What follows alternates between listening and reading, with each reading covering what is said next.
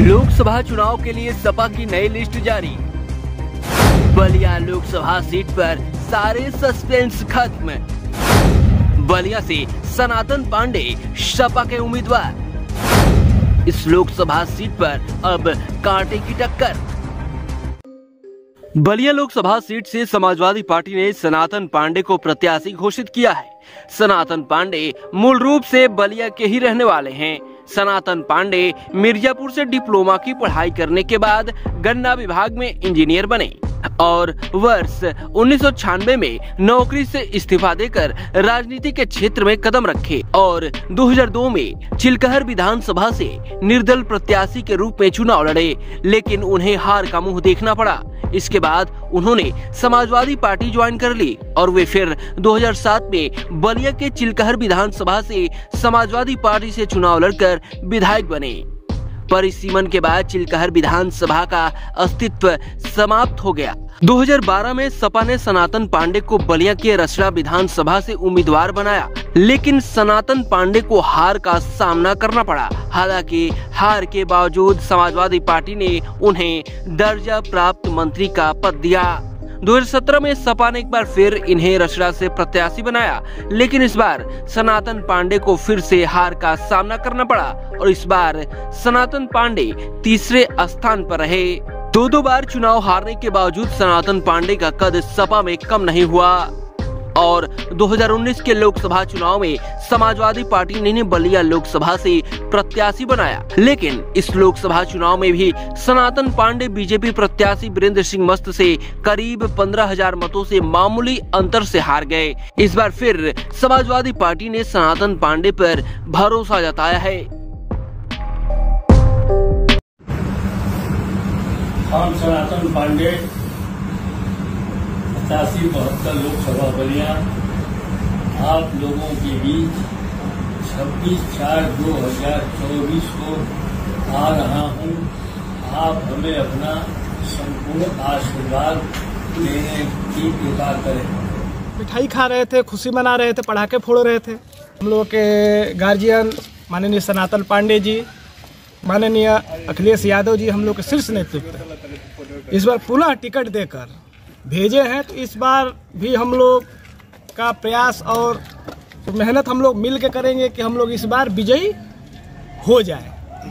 मैं 72 लोकसभा के सभी जनता जनार्दन से अपील और निवेदन करूंगा कि इस बार माननीय सनातन पांडे को भारी बहुमत से विजय बनाने का 1 लाख प्लस ही हम लोग इस बार रहेंगे। क्या रहेगा मुद्दा आप लोग का जनता के बीच?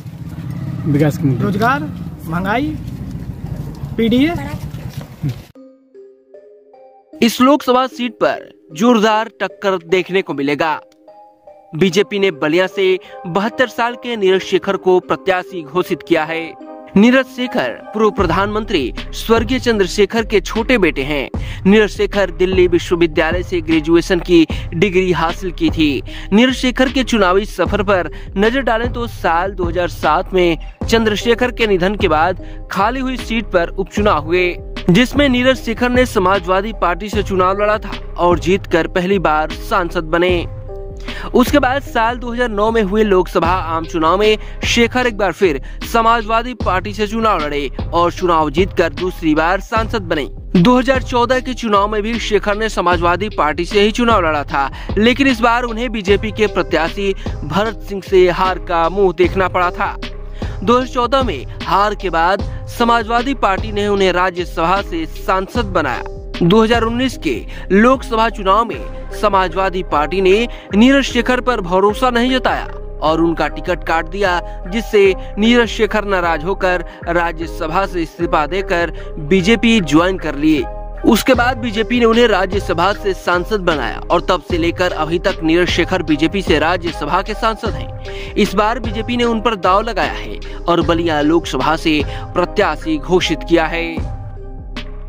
वहीं बहुजन समाज पार्टी ने कारगिल योद्धा लल्लन सिंह यादव को 72 लोकसभा क्षेत्र बलिया से प्रत्याशी बनाया है, जो मूलतः गाजीपुर जनपद चौरही गांव के निवासी हैं। आपको बता दें, लल्लन सिंह यादव वर्ष 2017 से बसपा के साथ जुड़े हैं। इसी बात का तो तरस आ रहा है। बलिया जो है, बागी बलिया, ठीक है, क्रांतिकारियों की धरती रही है और माननीय चंद्रशेखर जी प्रधानमंत्री थे, उनके लड़के कंटिन्यू, और यहाँ के लोगों ने, बलिया के प्रिय जनता ने, सम्मानित जनता ने उनको हमेशा सम्मान दिया। लेकिन कहीं ना कहीं देखिए एक चूक है, और मैं कहना चाहूंगा अगर कि बलिया का जो विकास होना चाहिए वो विकास नहीं हुआ। इसका जिम्मेदार किसको मानते हैं? इसका जिम्मेदार जो यहाँ का प्रतिनिधित्व करता वही है, और कोई जिम्मेदार है। कमेंट बॉक्स में कमेंट कीजिए और बताइए, बलिया लोकसभा से कौन जीतेगा? जनता ही करेगी निर्णय। Bureau report, UP 60 news.